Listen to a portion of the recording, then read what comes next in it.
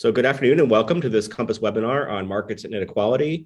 I'm Eric McGilvray. I'm a professor in the political science department here at Ohio State, and I'm the coordinator of this year's COMPAS series on markets and the open society. As many of you know, COMPAS is an acronym. It stands for Conversations on Morality, Politics, and Society. And the mission of the COMPAS program is to promote informed and civil discussion of important and controversial public issues. Today's event was originally conceived as the first panel of an in-person conference to be held here at Ohio State on the topic, Are Markets Progressive? But the fates have decided otherwise, and in the name of public health, we've broken the conference into two webinars, of which this is the first. So before we start this conversation, let me tease the next one, which will be held at this time 2 weeks from today on Friday, February 11th, also on Zoom. The topic of that webinar will be Markets and Innovation, and it will feature Ryan Muldoon from the University of Buffalo, Julie Rose from Dartmouth University, and moderation by my colleague, Emma Saunders-Hastings. More details about that event and about the whole COMPAS program are available at cehv.osu.edu/COMPAS. Today's webinar on markets and inequality will be moderated by my colleague, Dana Howard. I'll let Dana introduce our distinguished panelists, but first let me briefly introduce her. Dana is assistant professor in the Division of Bioethics and the Department of Philosophy here at Ohio State. She specializes in feminist philosophy and the philosophy of disability, among other things, with a particular emphasis on decision-making on behalf of others. She has published in many leading journals, and she also directs the CARE program for the Center for Ethics and Human Values. Dana, take it away. Thanks so much, Eric, and I am delighted to be here. Let me first introduce our esteemed guests, and then I'll tell everyone in the audience what we are going to be doing today. So we have Derek Hamilton, who is the university professor, the Henry Cohen Professor of Economics and Urban Policy, and the founding director of the Institute for the Study of Race, Power, and Political Economy at the New School. Derek has been involved in crafting policy proposals such as baby bonds and a federal jobs guarantee, which have served as inspirations for legislative proposals at the federal, state, and local levels. He's served as a member of the Economic Committee for the Biden-Sanders Unity Task Force. He's testified before several Senate and House committees. He has been profiled in the New York Times, Mother Jones Magazine, and the Wall Street Journal, and he's a member of the Margaret Casey Foundation in partnership with the Group Health Foundation's inaugural class of Freedom Scholars. And most importantly to us, well, maybe not most importantly to us, but nearest and dearest to our heart, he is a member of the advisory board at OSU Center for Ethics and Human Values, and we've cherished Derek Hamilton's wisdom and collaboration for years. And we also we're lucky enough to have Richard Reeves, who is a senior fellow in economic studies, where he holds the John C. and Nancy D. Whitehead Chair. Richard is the director of the Future of the Middle Class Initiative. His research focuses on the middle class, inequality, and social mobility. And his most recent publication for Brookings include his latest book, Dream Hoarders, How the American Upper Middle Class is Leaving Everyone Else in the Dust, Why That Is a Problem, and What to Do About It. He's a contributor to The Atlantic, National Affairs, Democracy Journal, The Wall Street Journal, and The New York Times. And I'm so excited to have you both, and I think that this is going to be a really exciting and stimulating conversation. What we're going to be doing first is I'm just going to give the opportunity for Derek and then for Richard to sort of give their own opening remarks for about 10 to 15 minutes, or maybe even longer. And then I want to give you each an opportunity to respond to each other. I have some questions that I would love to pick your brains on, but then always our participants in the audience are our greatest resource. So we want to hear from you, members of the audience. Please feel free to ask any questions that you have in the Q&A icon at the bottom of the screen. And without further ado, Derek, do you want to take it away? Sure, and let me start with gratitude and say that my previous job was at Ohio State University, and it was, I don't use this lightly, a profound personal and professional development for me. I had a lot of colleagues that I got to know and love, and Ohio State will always be dear in my heart, and I mean that with all sincerity, and I'm grateful to be back. And then also, let me give a clear compliment to Richard for his book, Dream Hoarders, which is indicative of some scholarship that is willing to push back. I mean, it was easy to vilify the elite of our society, the top 1%, but Richard made it very clear it is not just the hoarding of the top 1%, that many of us who fit into perhaps an upper middle class are also culpable in structures that exist that are not equitable, fair, and just. And that took bravery, I'll say that. It wasn't the easy path out. So the emergent political census, driven largely by economists, is based on the view that markets and marketized solutions are what is best for our economy and distributional sorting. Indeed, the framing of the discipline of economics as a science itself presents an innuendo of a purity devoid of politics, power, and tribalism that we have constantly seen across space and time in human history. The emergent orthodox economics presents a dogma of faith that markets are somehow natural, transparent, efficient, and inevitable. This belief does not give enough credence to the political actions that form and codify markets in the first place.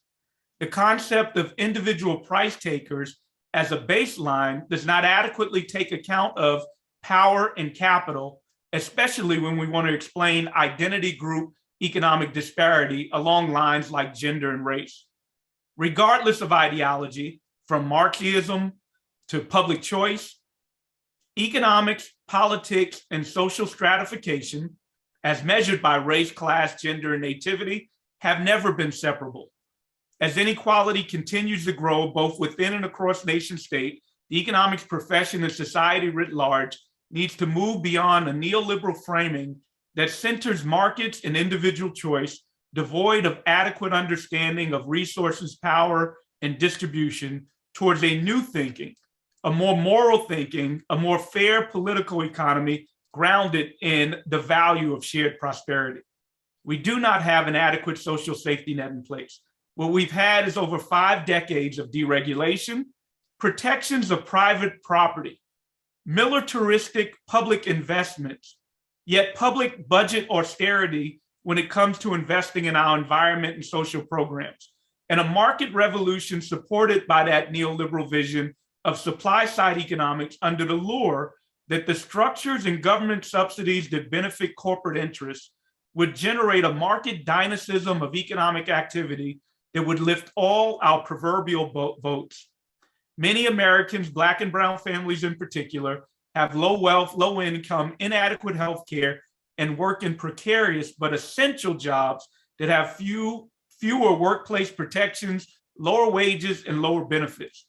The structures of our political economy and race go well beyond class and individual bigotry, and as a matter of course, across the United States and the global institutional landscape, race and social identity in general are strategically used to generate hierarchy and propel systems of stratification and persistent inequality. Conventional economics views race prejudice as some predetermined exogenous binary that represents preferences, tastes, and ignorance, and that should be arbitraged away by non-bigoted firms seeking profit. What that does is ignore the strategic agency and benefits that individuals have in choosing and investing in a collective group identity or a tribalism, and how social structures may increase or decrease the value and incentives to invest in that identity. This is precisely the impetus for the psychological and material benefits of white privilege and the property rights in white privilege. It is a privilege based on an immoral notion of benefits that largely is predicated on self-interested and tribal norms in which accumulation knows no bounds. At issue, and particularly relevant, is government complicity in facilitating this extreme economic and racial inequality. The term political economist in our discipline has become an albatross, as if somehow the field is scientifically weaker and less objective than plain old economic. But one need not sacrifice rigor to study how institutions and behaviors intertwine with an objective of building economic inclusion. Likewise, we should recognize that all scholarship is rooted in norms, especially scholarship proclaiming to study production, transaction, and distribution. I believe we should embrace the principles of morality, decency, and economic sustainability in a vision to address inequality in political economy. These values are critical to define economic good and promote authentic coalitions and decency across race, gender, and sexual orientation. To be clear, though, I'm not calling for the end of identity or affinity grouping, but rather the end of their importance as they relate to material outcomes. In general, the last half century of US policy has exacerbated precarity and generated structures where essentially all of the nation's productivity gains have gone to the elite, and as my friend Richard Reeves points out, the upper middle class, while effectively flatlining real worker wages for everyone else. This has resulted in an obscene, undemocratic, and dysfunctional concentration of both wealth and power, especially by race, that we have not seen since the Gilded Age.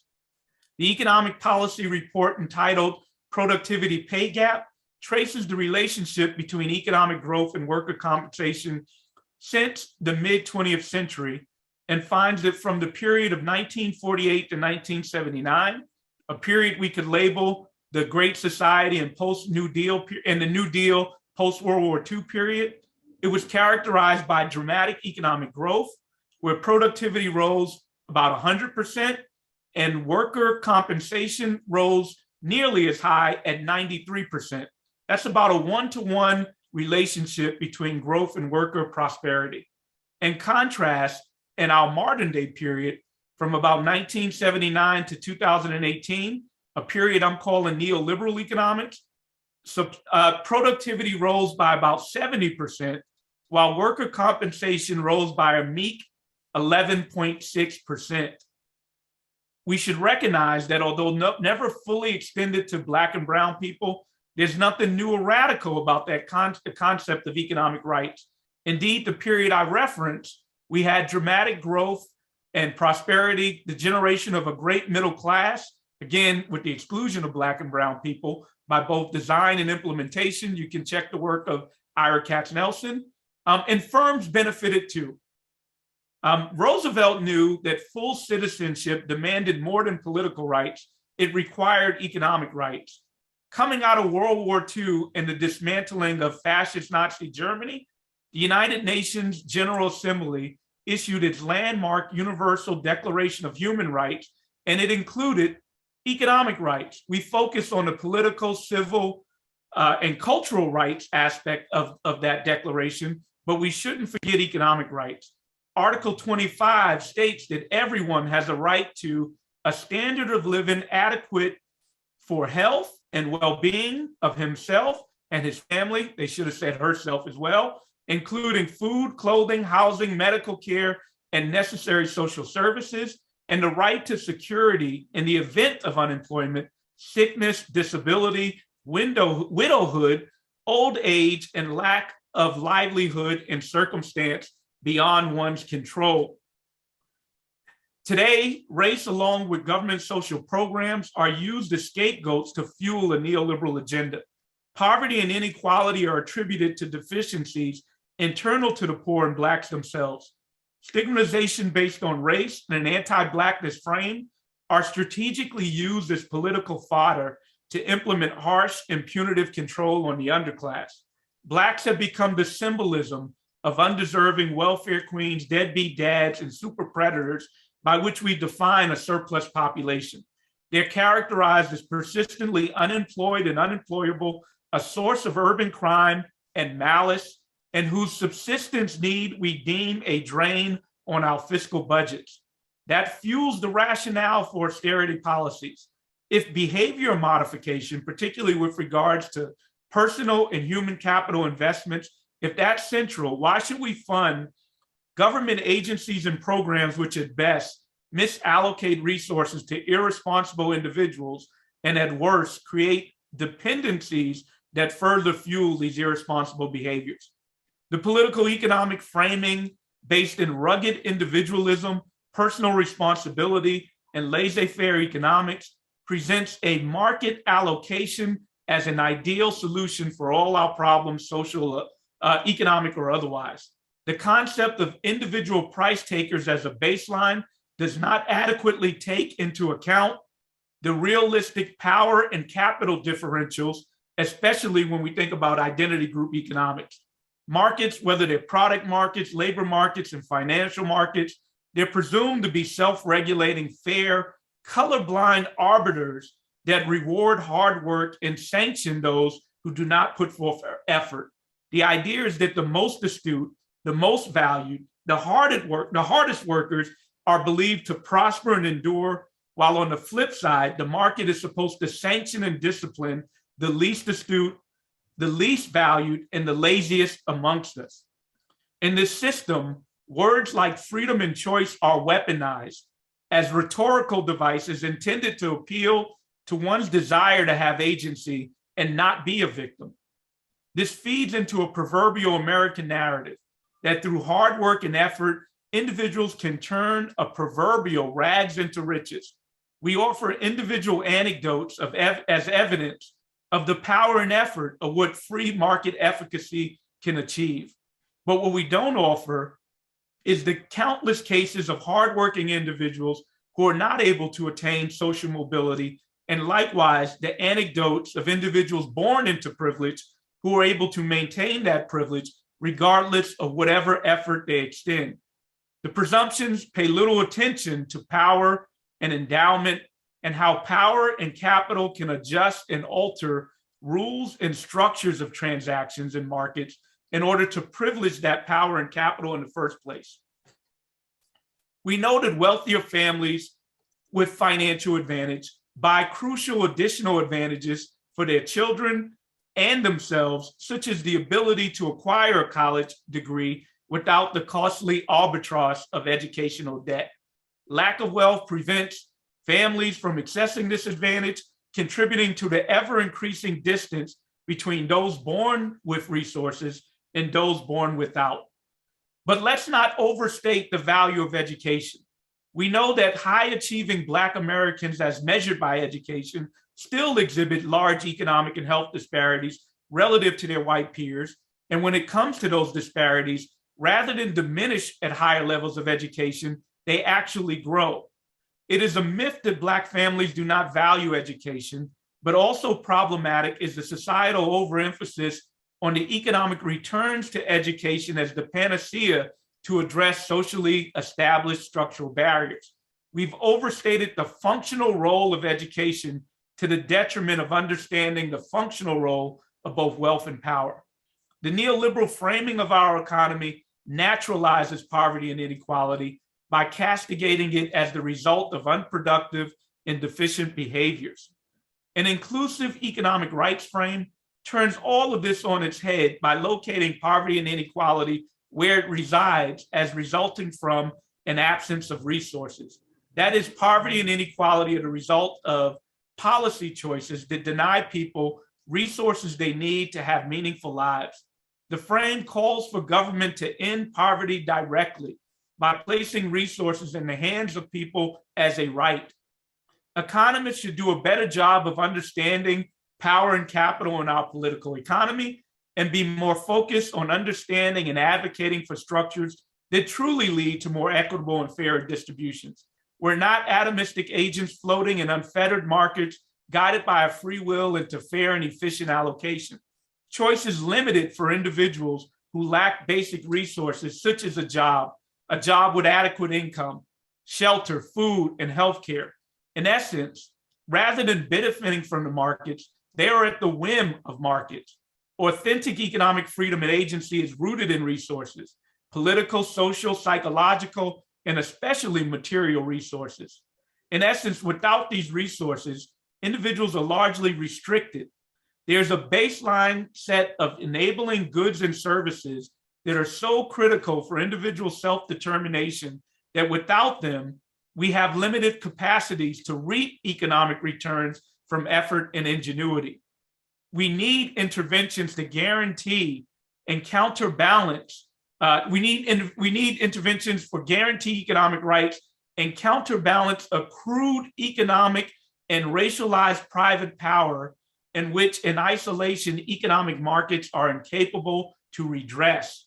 Government needs to compete with and crowd out inferior private options that don't offer us healthcare, housing, schooling, financial services, capital, and the free mobility throughout society without the psychological and physical threat of detention or bodily harms at the hands of state-sanctioned terror because your identity is linked to a vulnerable or stigmatized group. Our current economic system is founded on values of self-interested accumulation, which leaves us vulnerable to greed and exploitation. We need economic policy to center people both domestically and abroad, as well as our environment. We need to learn from the failures of the past and have this worker-centric physical and human infrastructure investment made permanent and by design and implementation, specifically anti-racist and anti-sexist. In closing, here's a call to arms. University communities should commit to justice. Commit as a matter of faith, simply because it is the right thing to do.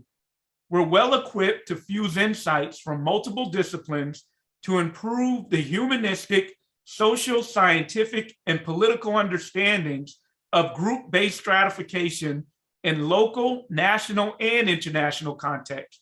We should use our vast and highly subsidized resources to produce high quality and impactful work and generate innovative structures, policies, and investments that break down restrictive hierarchies, empower people, and move society towards greater equity, particularly when these restrictive hierarchies relate to a cursory identity like race, gender, and sexual orientation. Thank you.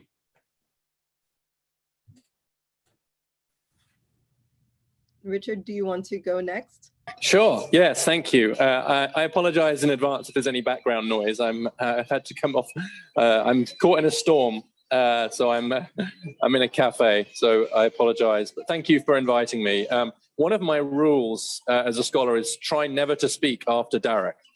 I've unsuccessfully applied it now so many times. I always seem to be speaking after Derek. Just amazing intellect, and I just want to applaud you for this event and Derek for his work, and thank him for his comments on my work too. I'm going to focus a little bit more on where we disagree, I think, than where we agree, just in the interest of the debate. But I don't want to be misunderstood as this kind of totalizing where we agree and disagree. So, but let me start with where we agree. So we strongly agree, I think, that the idea of economics as separated from politics or even morality is a huge intellectual error. In fact, in the 19th century, which is an area I've studied a lot, the idea of economics as separate from political economy was unthinkable.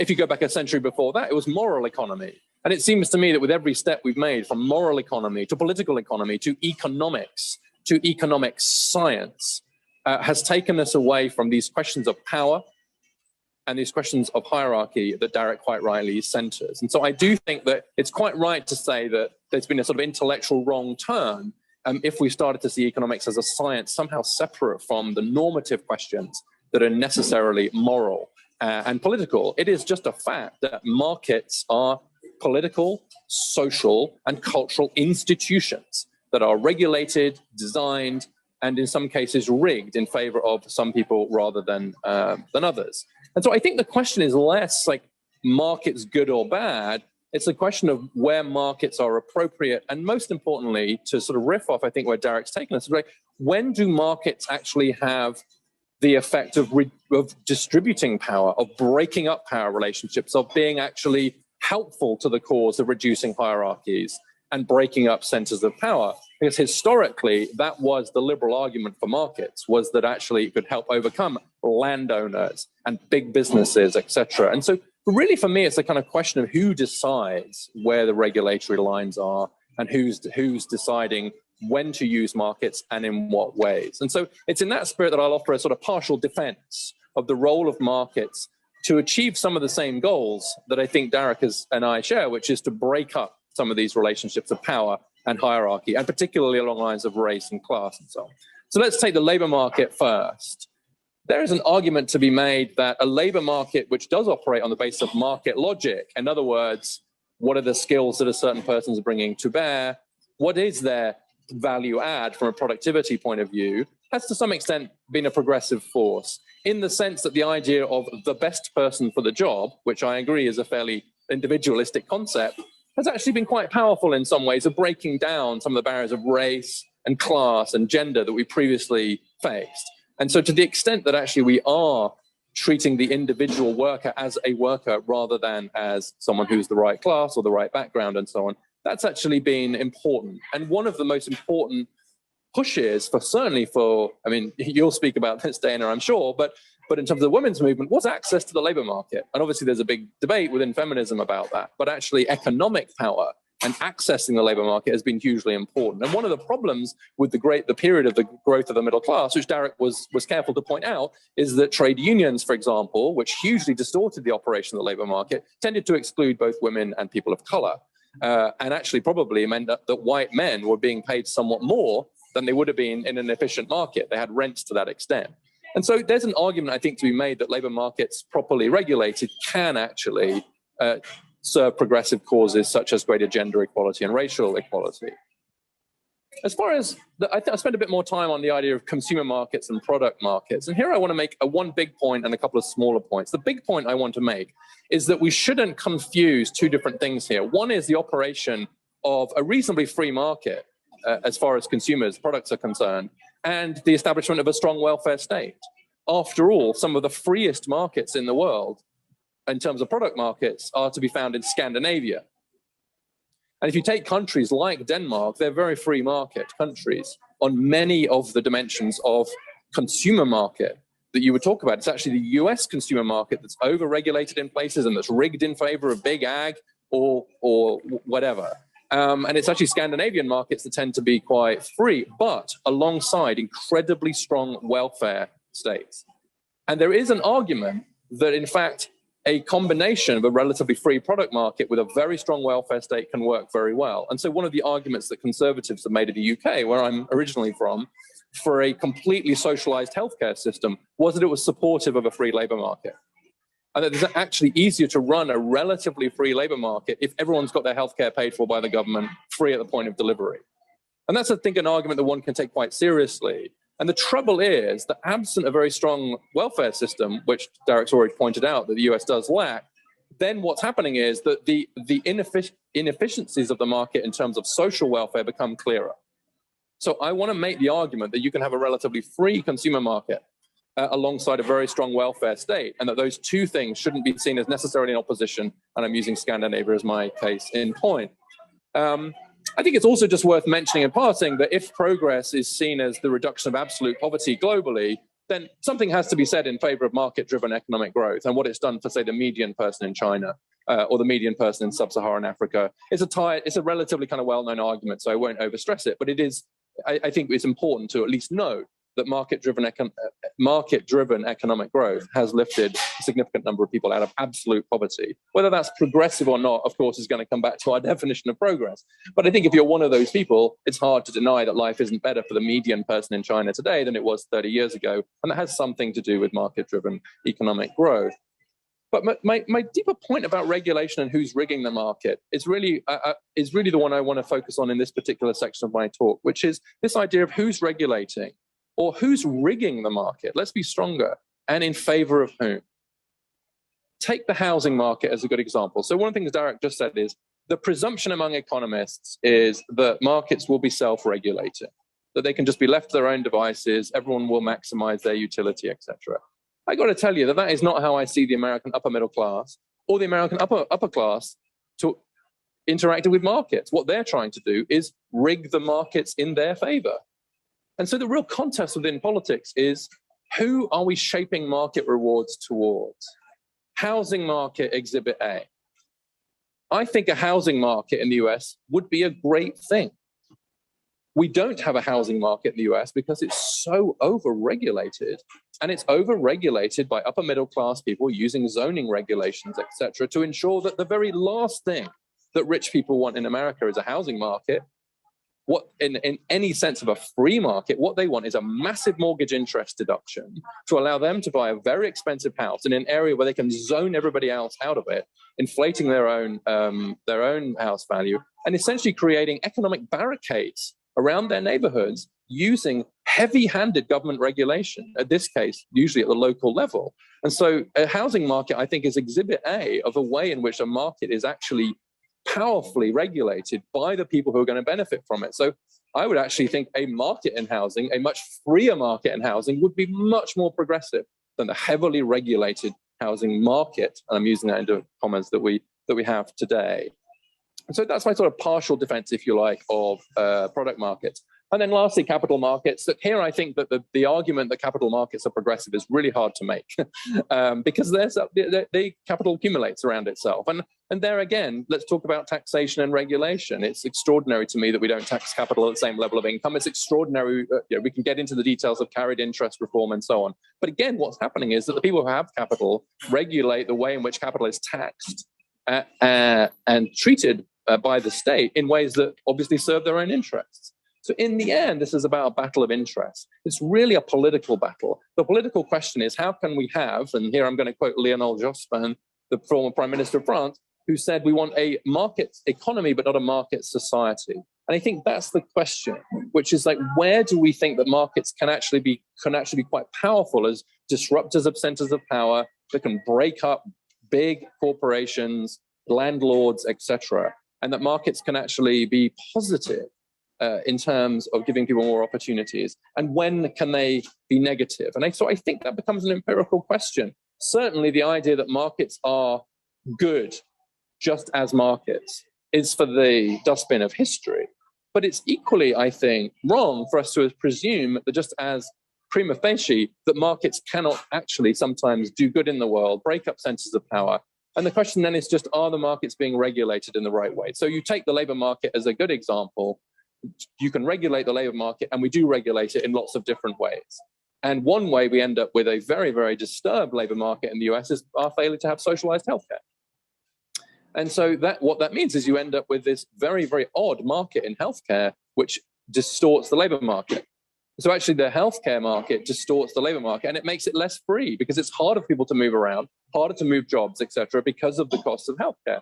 And so it may well be that socialized healthcare will allow you to have a freer labor market. But the current situation ends up with this very weird situation with a kind of half-regulated health market, which distorts the labor market. And I'll say the last thing I will probably focus on is the quasi-market in higher education in the US is a classic example too of market capture by class interests. And I would say that overlaps with race interests too. And so very often what happens, and I see this very often in the US, is we end up falling between two stools. The worst of all worlds is a quasi-market, and it regulated and I would say rigged in favor of the rich and powerful. Better actually to have a pure market with clear kind of information, or recognize this as a public good and deliver it as a public good. What I think very often happens in the US, partly as a result of the neoliberal framing that Derek has pointed to, is that like, well, let's have something of a market, but then we end up massively regulating it through subsidies of one kind or another, through tax law, and through, say, land use regulation, or the huge subsidies that go into the higher education system in the US. And so this weird situation between a free market on the one hand and a public good on the other hand seems to me to be the worst of all worlds. And so some cases we want a freer labor market, and I would say housing, number one. And in some cases we want more of a public good, higher education, number two. But I do think that we have to look at it at a case-by-case basis and center this question of power. Who is the market empowering and who is it disempowering? Because markets can empower as well as disempower. The question then is, who's deciding how the market is shaped and framed and regulated? With that, I'll stop my formal comments. Thank you, both of you. There's so much to think about. So before we actually, I just want to remind the audience that if you have any questions, the way to participate is to ask questions in the Q&A.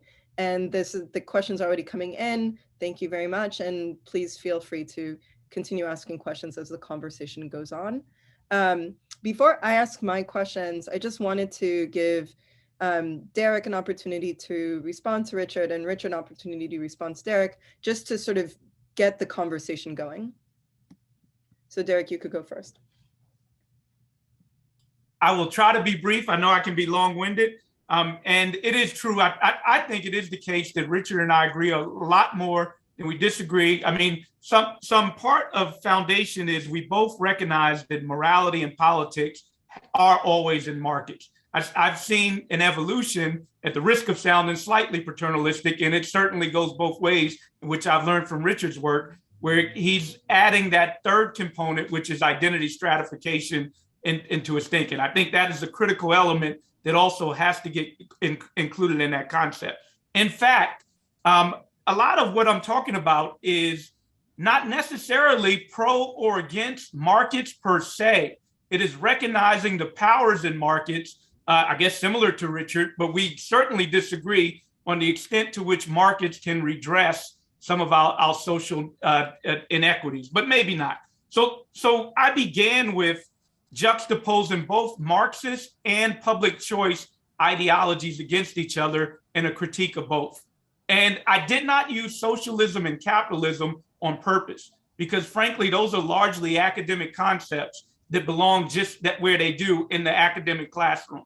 But from a Marxist standpoint, clearly they recognize a moral component and a political component, but the flaw in Marxian thought is the tribalism that exists within human structures as well. The fact that the notion that eventually class will take over from a political standpoint and redress the concentrations of power at the top, I think they're wrong. I think that in perpetuity, we can have structures of inequality because of the political lore of offering one population relative status against the other. Now, if we look at public choice, what is problematic about them, to me, is a straight up disingenuity. They certainly talk about values and the concepts of freedom from government tyranny, freedom of, they use words around choice and freedom. And again, the appeal to one's identity of not wanting to be a victim, that is certainly used in their discourse. But what they lack is the roles of power and capital in transaction. The fact that without government intervention, capital will do what it does best. It will consolidate, it will iterate, and it will benefit some at the exclusion of others in an intentional way. That's the way competition works, without some sort of baseline level of resources so that people can adequately compete. And that is what I'm talking about. And Richard actually, he referenced it when we talk about social welfare states. So it is ensuring that people have the necessary resources, that if they're going to engage in a market transaction, they're not completely exploitable. They have an alternative.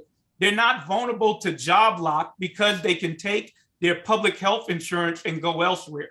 They're not vulnerable to be able to negotiate with employers in a way where they got to put up with sexual harassment at work in order to feed their family, because they have no other alternative if they were to separate from that employer, which is why we need unemployment compensation, which is why we need federal job guarantee, the right to a job engaged in building up our public infrastructure. It's also recognizing that even a free product market will not deliver all the goods necessary for us to have a vibrant economy, such as redressing our climate crises that is oncoming.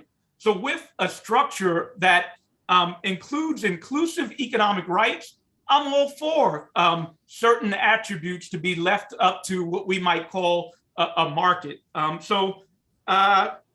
thing I wanted to say, which is, again, we're talking about the examples about labor markets and women. I'm gonna push back a little bit and say, are we talking about labor markets as the input or the output?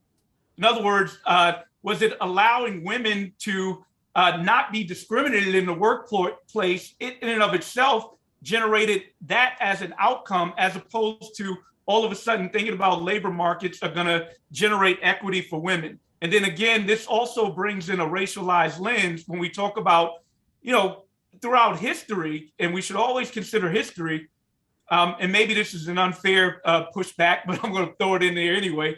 Black women and white women have not necessarily had the same problems or agency as it relates to labor markets. The Black woman's struggle historically was one of having the ability to do other things, including the ability to love and have a mate, because we had incarcerated so many Black men that there was a shortage of Black men in marriage markets, as one example, but also them being exploited and having to go into the labor force only in selected occupations like domestic and agriculture, and even in those types of works, not having the full dignity and benefits as women or just being in jobs themselves that were degrading, and I'm not claiming the job is degrading, but the way in which we structure them were degrading. That's great. And let me make a couple of comments, and then Derek, I could go on for a long time too, especially in response to you, as you know. But I think a couple of things, again, where we agree, and then maybe a couple of points of useful potential disagreement. So I think that where we strongly agree is that there's a big difference between thinking about markets as a potential policy that you can use and regulate and so on, and a market ethos. I see the spirit of a lot of your criticism as being a market ethos. And once you have a market ethos in a society, then that can be used, that can be weaponized in all kinds of ways, including some of the ways you mentioned. But some of my own work, for example, is the whole idea of meritocracy. And many people on this call will know that Michael Young coined that term as a warning against a society that started to see itself as one where rewards flowed from merit being, intelligence and hard work or whatever. And I think that that's when the market ethos really becomes a problem, because in the US, if you or in any country that's a market economy that has a market ethos, then if you're doing very well, it must be because of how brilliant and hardworking you are. So God forbid that you should be taxed more to give more money to other people, etc. And so there's a sense of moral desert that comes along with market outcomes. I think that's a really big moral problem, which is distinct from the question of how do you allocate labor and capital? How do you get certain people to do certain jobs in a certain way? So we agree there. I also very strongly agree with you, by the way, about the need to intersect class and race and gender. And, I'm thinking of Heather McGee's work here, as I'm sure you are. But I think it's important to know, as you say, that the racialized barriers to fair access and inclusive access are very different to the gendered ones. I think it's important to note that white women now earn a lot more than Black men. And what one makes that overtook them some time ago, and now there's a very big race and gender gap in pay, and the Black earnings really haven't gone up very quickly at all in the last few decades, whereas white women have seen this extraordinary rise in their earnings, not up to where white men are, but nonetheless, right, you've got to intersect. And so I think that's important too, to think about the way that markets have that kind of, I think, inherently racialized potential ideas. One last area where we might disagree productively is, I think we can agree that the labor market as it's currently constructed is not allocating national resources in any way that can be seen as fair or equitable, certainly not by comparison to recent history.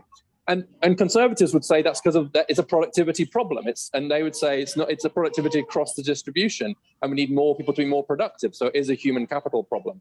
And people on the left would say it's a power problem. It's about the distribution of power, and it's about the power between workers and companies in particular. And I will admit that I have moved quite significantly from a view that focuses more on productivity to one that focuses more on power, but it is clearly both. I mean, I think that it's the way markets work is going to reward productivity in one kind or another. But the real concern for me is, how can we rebalance power within the labor market? And I think the strongest argument for things like a basic income or a guaranteed, and I know that you're much more in guaranteed job and so on. But for me, and it's like the first order question is, how do we change the power relationship between workers and companies? Because it's quite clear that power has moved significantly away from workers. And full employment is one way to give more power, guaranteed jobs, certainly better welfare. And you're seeing that now with the arguments around child tax credit. One of the arguments that the right make against child tax credits is that some people might choose not to work.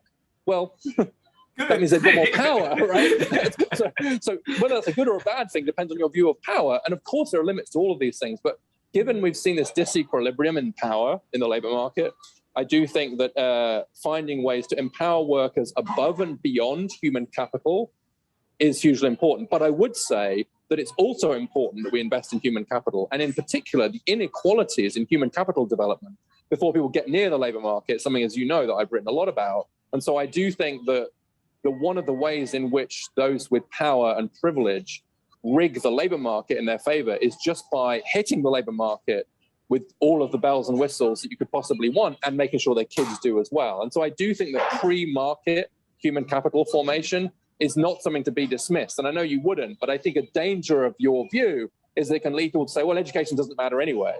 Well, I tell you, there's a lot of people that are going to be quite happy if you stop pushing on education reform. And it's people like us, frankly, who's going to make sure our kids get a good education. And so I don't want us to go too far down the line of saying, look, we've got to deal with it at the market, we've got to deal with it later. Education's not the solution, because the inequalities in US education in particular are so gargantuan that I don't want us to be able to I don't want us to take pressure off that side of the equation as well. And I'm afraid sometimes that your line of argument could be seen as an argument for giving up on massive reform of higher education in particular, because higher education is so rigged in favor of the upper middle class that it's embarrassing, frankly. And we see the tip of the iceberg all the time. So anyway, I'll stop. So thank you so much to the both of you. And I could see how the conversation can continue, and I actually just want the conversation to continue. So there are a few things that I want to touch upon. One is the sort of the federal jobs guarantee. So that, think about it. But before we get to that point, two things. One, participants, please ask your questions. I'm going to ask a few questions, and then we're going to open it up for the Q&A from the audience.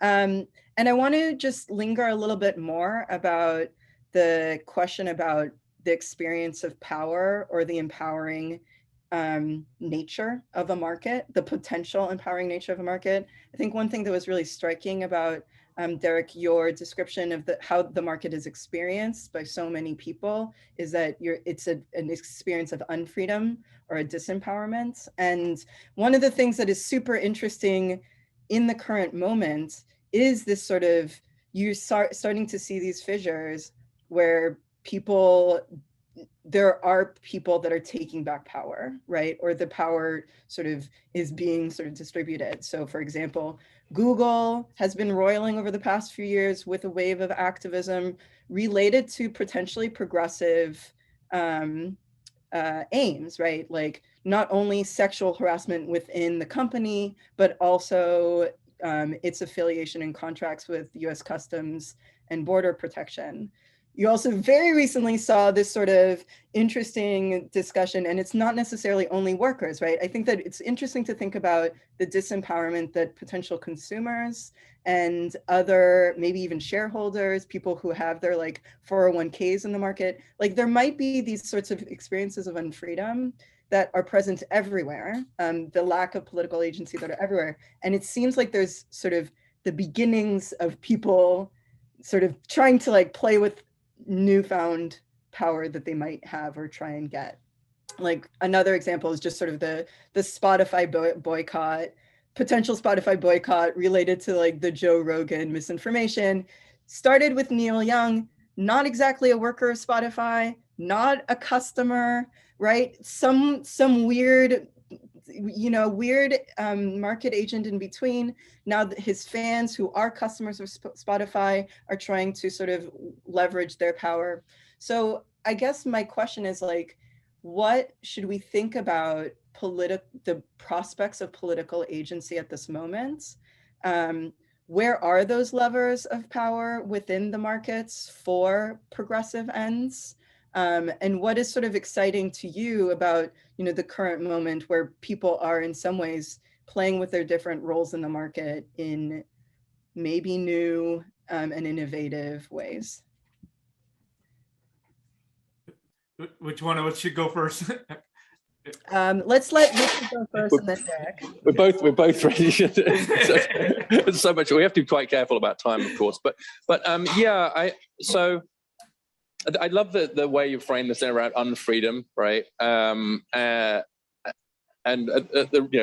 This is a long tangent we could go down, but kind of Republican ideas of freedom, right? Philip Pettit and Elizabeth Anderson. I think Elizabeth Anderson's kind of recent work really looking at how the the place where we should be looking at issues around freedom and traditional liberalism is actually within the workplace. And I'm really struck with that approach, because we tend to think of these questions about liberty and power as state citizen. And I think that's part of the problem that Derek's been talking about. which is not to think about these intermediate institutions and in particular employers.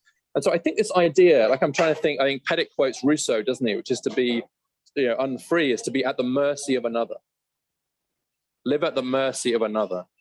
And what that means is that even if your job is currently good, even if things are currently going well, if that could change at the arbitrary whim of another, and there's this idea of arbitrary power, which you can see being played out in certain labor markets and in certain companies.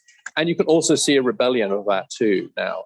So I guess that's more of an observation than an answer, but I do think this question of the sense of unfreedom being at the mercy of another and how that plays into power in the labor market, which goes well beyond pay, actually. I think one of the things we're realizing is that whilst pay is important and earnings are important, I think what a lot of the rebellion is about now, this is really about respect. It's about sovereignty. It's about lack of alienation.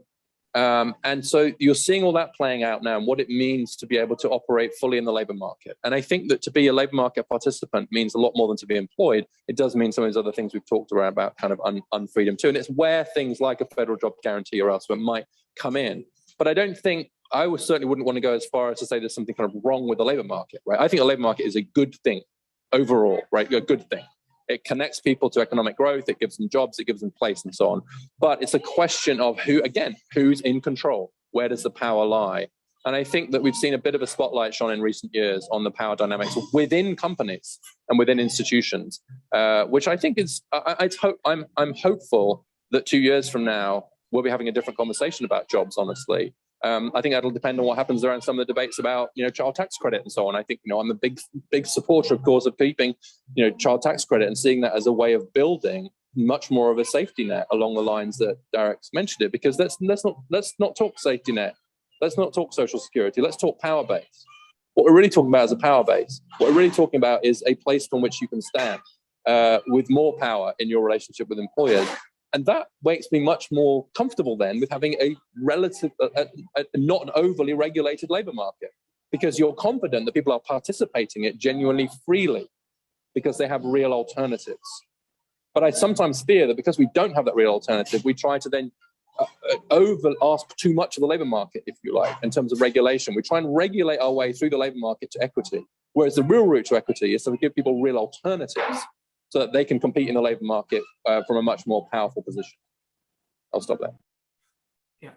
So corporations exist at the privilege of society. The greatest power that people have is collective efficacy, is political. We're in an Overton moment where, as a result of a pandemic, George Floyd, and other things that have taken place, that there is at least some political will to redress and change the system, as well as a lived 50 years of that growing concentration that I've been describing. So the system is somewhat on the ropes. It's not necessarily optimistic because we see there's a backlash where there was a near takeover of the US Capitol on January 6th a year ago. So, but let me just say that the reliance on corporations to reform themselves is a little naive. Now, I'm for willing, corporations are made up of people and people have morals and ethics. And I'm all for those individuals that want to do the right thing because it's the right thing. But in understanding systems, the ways here's where I may have one point where I agree with Milton Friedman. The business of business is business, or the business of business is profit. So in the end, there are ways in which profit can be generated in a structural way. And one of them, and a big one of them, is the exploitation of labor, to keep labor prices down and to be able to exploit consumers as well, to be able to offer them in an extractive way products, whether they need them or not, in a way that can generate profit. There are other ways as well, like through, let me not be disingenuous, through innovation and new products. But to be honest, that notion of exploitation and extrapolation is always there with profit, and we should realize that. Let me finish by saying a couple of things, which is, I'm certainly not anti-education. In fact, I believe in tuition-free, quality public education at places like Ohio State without the albatross of debt, period. And in fact, I might even go so far as to say that maybe we should randomize admissions a little bit to offer everybody access to the great benefit of a place like Ohio State. But that said, it as an outcome is good enough, that's enough reason to invest in it. And going back to this notion of economic rights, I'm not anti-market per se. I might raise the ear of some of my friends on the left, but I'm not anti-market. What I'm for is fair markets that don't allow for the discrimination and things like that, anti-discrimination, and would people properly resourced so that they do have alternative, similar to what Richard described, where they're not at the whim of other individuals. And that's why an inclusive economic rights frame fulfills that. So if we had anti-discrimination programs and a federal job guarantee, I'm all for deregulation of labor markets. Go ahead and go ahead and let's see what happens. But people have viable alternatives, and we have structures where they're not immorally exploited. So I want to spend a little bit of time to linger on the ways in which you're thinking about the underlying values that should motivate the sort of proactive nature of the government in taking steps to either provide the meaningful social safety net to give workers power or to do other things. So, and the way I want to ask that question is, Derek, you've been a big proponent of federal jobs guarantee, which is different from the universal basic income.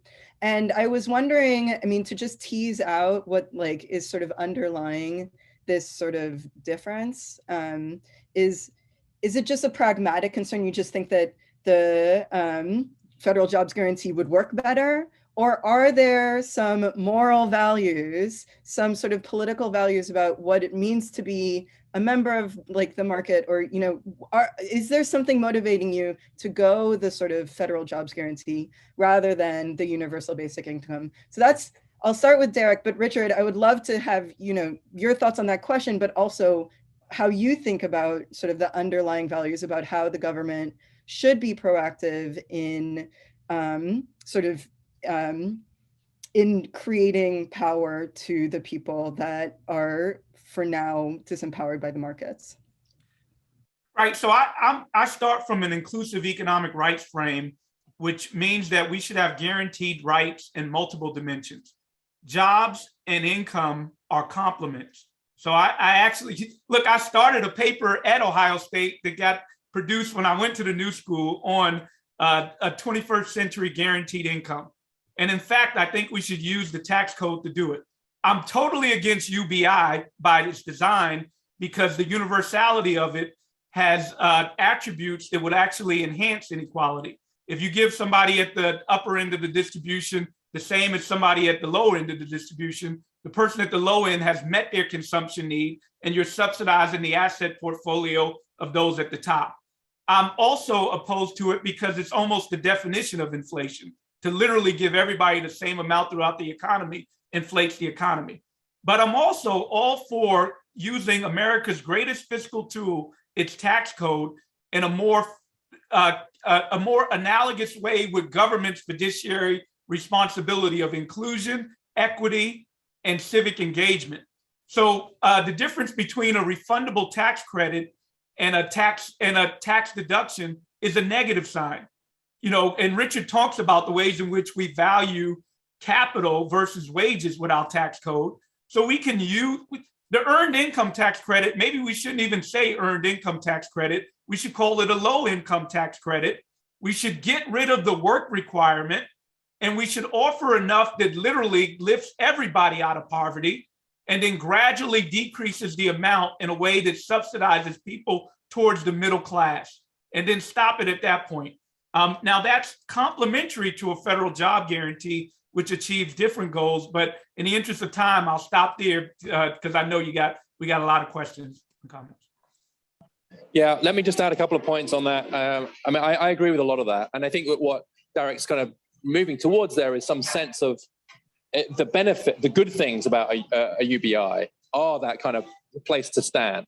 the freedom from economic anxiety without having to go all the way to give it to everybody, which has some of the disadvantages that you point to. But I'll answer the question directly, like, how do I think about this? And here I'll come out as a John Stuart Mill liberal, as refracted through the lens of like Amartya Sen, Martha Nussbaum type thinking. And I suppose like the underlying value is the question you kind of asked. And for me, and it's really where this question of power comes in, it's not so much what people have, but what people can do.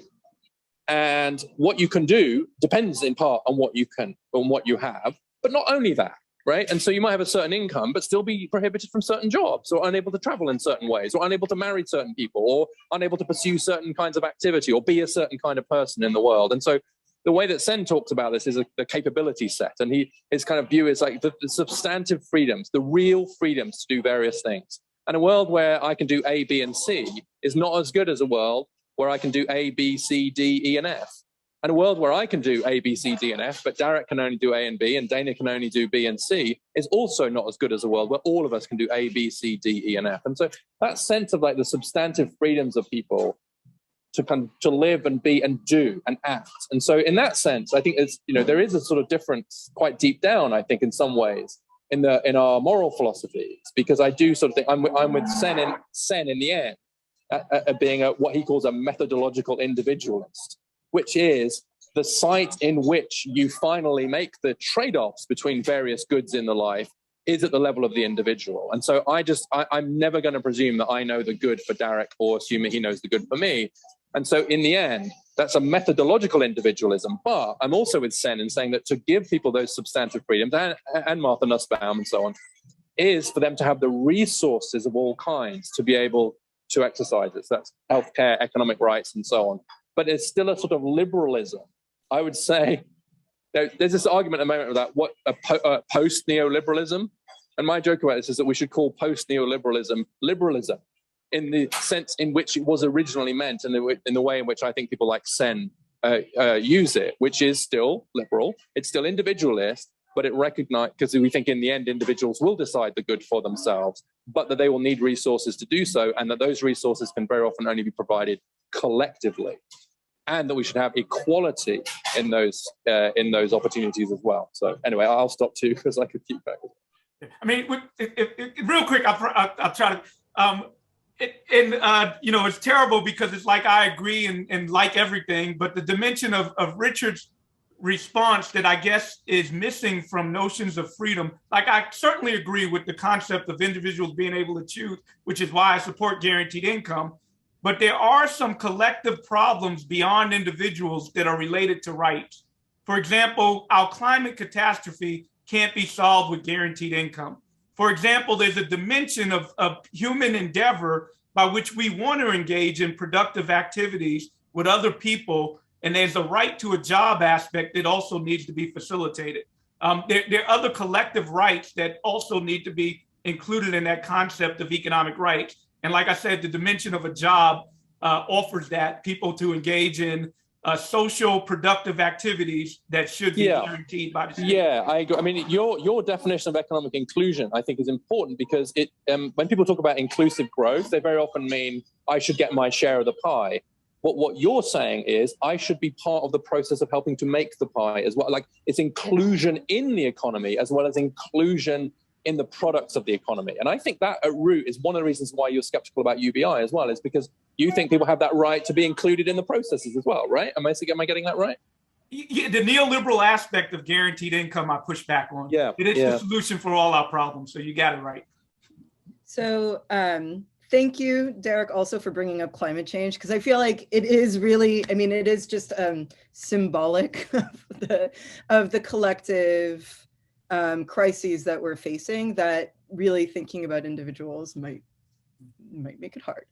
But I do want to open up, there's some great questions from the audience. I want to open up the audience questions now. So this one's from Bill Murphy. So to overcome, and one thing that is interesting if I think about this question is both of you have talked about the ways in which language like meritocracy and sort of the ideologies of the market and how they've been weaponized. But sometimes it's not necessarily the ideologies of the markets that's weaponized. It's like other kinds of Language is weaponized, and I think this is Bill's question. So to overcome the neoliberal and rigged system in the US, how do we deal with the fact that the right has used cultural issues to get so many Americans to vote against their economic interests?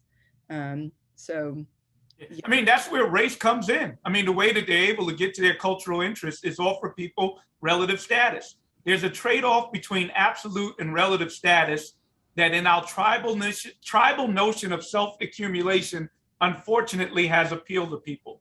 If we redefine economic well-being in different terms, it would help to neuter some of the benefits of white supremacy. But sadly, as we become more unequal, you can tell somebody, however bad your lot in life is, I'm going to build a wall to protect you from those Mexicans.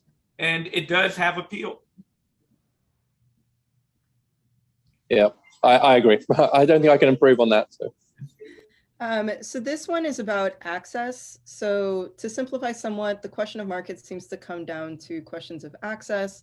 How do individuals and groups gain access to skills necessary for economic access, which seems to point to education as a foundation, as Richard has brought up. How do individuals and groups gain access to the necessary political influence to be included among those who decide, which seem to point to political organizing? Ultimately, moving beyond talking about and towards addressing these challenges requires strategic and effective actions. If this simplification is accurate, could both of you point to specific leverage points that begin to move towards effective remedies? I'll just take a small example, I think, because I think the basic point of access to all of the things we're talking about, skills and the labor market in a way that's fair, access to substantive freedom as opposed to the unfreedoms you've talked about, then, are also access to political power. So we're sort of back where we were, I think, at the beginning of this, which is politics. It's all political. And so I've become increasingly convinced that some of the political reforms that are being talked about are necessary precursors to many of the other things we're talking about, but just at a very local level. I've mentioned the housing market. I'm a sort of semi-obsessed with housing. I think everyone should be obsessed with housing because I think it tells you almost everything that's wrong with our society. But the whole, this whole issue around NIMBYs and YIMBYs and so on, and what are the political spaces within which the decisions around, for example, kind of zoning and public housing are made, and who's there and who's not there, I think is hugely important. And it speaks, this is a good analogy, I think, to the climate change problem, because the beneficiaries of a more inclusive housing policy don't know who they are yet. And so they can't turn up to the meetings. Whereas the people whose position of privilege and power is threatened know exactly who they are and when the meeting is and who's going to be there and what to say. And so it's a great example, I think, of the kind of the asymmetry of political power, particularly between the unknown winners of the future and the known losers of the present, through the political system. And the result is the massive inequalities we see in housing right now. And so how would so I think that things like the YIMBY movement and even some of the kind of legislative support we're now getting around some of those questions of who's there, who's at the table, we need the public interest. So Derek talked about public choice. Another way to think about that as a counter is the public interest. And so where is the public interest in that housing board decision or that school board decision? Housing boards and school boards are two of the most powerful institutions in the US opportunity structure. And the question is, who's there as a public interest? I sometimes feel like you need like a tribune, the old Roman idea of a tribune, on all of those boards who's sort of chosen by lottery to just literally be the representative of public interest. But in the meantime, we need to flood those meetings with advocates. Yeah. Well, in addition, we also need to redefine economic well-being, that our definitions of how we measure value are myopic and should not be left only to economists and treated as technocrats that know better than everybody else. So thinking about growth without understanding of distribution, climate change, civic engagement, those are problematic. That's a problematic North Star. Thinking about employment without notions of what a good job is a problematic North Star. It's not just any job. In fact, the pandemic revealed that at that instance, no work was better than work. Putting yourself at risk to literally dying was a problem. So our notion of employment needs to incorporate other attributes as well. I completely agree that our problems are at least as much political as they are economic, and that social movements are thwarted by pessimism, by a notion of this is natural and this is how it is, that we can't reimagine a better America. So the status quo and giving up is almost definitionally stopping social movements in their track. And then let me give two examples of discourse today that are really political but framed in economics. The Great Resignation, the media and everybody describing this as a great resignation.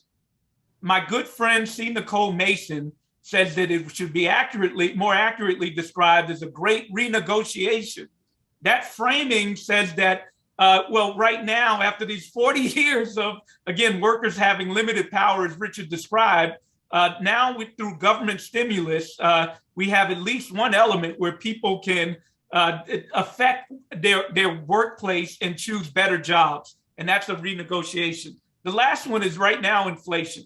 Right now we have anxiety around inflation, and I don't want to diminish the real impact it's having on people, but there are real wage increases at the low end of the labor market, and at the middle class and upper class. Again, Richard's book eloquently talks about this group that we ignore. There is a real wage loss in this 7% inflation rate. Now let's put this in context. This inflation rate won't stay at 7% forever. This inflation rate and the anxiety around 7% inflation, more context.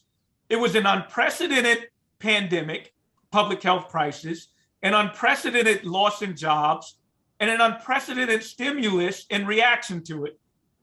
That 7% number in the context of 40 years, if we go back to the times where we did have anxiety around inflation that was really real, we had a situation where OPEC dictated through an energy crisis inflation upon us. If we look at Latin American countries that have hyperinflation, it's dictated upon them through IMF structural adjustment, destabilization policies.